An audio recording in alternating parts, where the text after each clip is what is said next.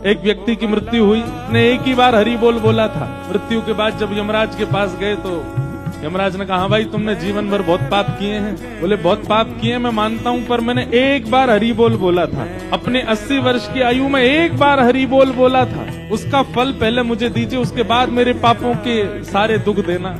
यमराज जी बोले एक ही बार बोला था। बोले हाँ बस एक बार।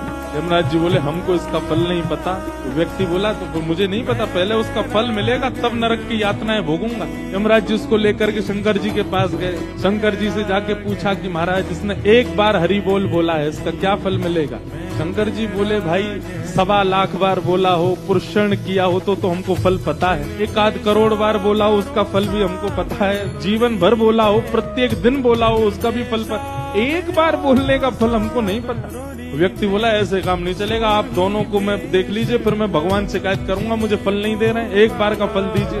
शंकर जी बोले इसको एक काम करो, ब्रह्मा जी के पास ले चलो। तो यमराज जी शंकर जी उसको लेकर ब्रह्मा जी के पास गए। ब्रह्मा जी भी बोले भैया हमको सबके फल पता है, एक बार का फल नहीं पता, नारद जी के पास ले चलो। यमराज जी, शंकर जी, ब्रह्मा जी नारद जी के पास लेके गए। बोले आप तो 24 घंटा नाम जप करते हो, एक बार का फल क्या?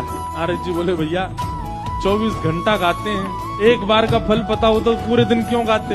हम तो पूरे दिन गाते रहते हैं, हमको एक बार का फल नहीं पता। तो गत्वा ये हुआ कि नारद जी बोले इसको भगवान के पास ही ले चलो, परमात्मा ही बताएंगे। शंकर जी, यमराज जी, नारद जी, ब्रह्मा जी उसको लेके जैसे भगवान के पास गए, वैकुंठ में प्रवेश करते ही चारों ने चरण पकड़े। बोले भगवान इसने जीवन में एक बार हरि बोल बोला, उसका फल क्या मिलेगा? भगवान बोले अब और फल जानने की क्या आवश्यकता है? स्वयं ब्रह्मा जी, यमराज जी, शंकर जी, नारद जी जिसको लेके वैकुंठ धाम है, समझो यही एक बार हरि बोल का फल है।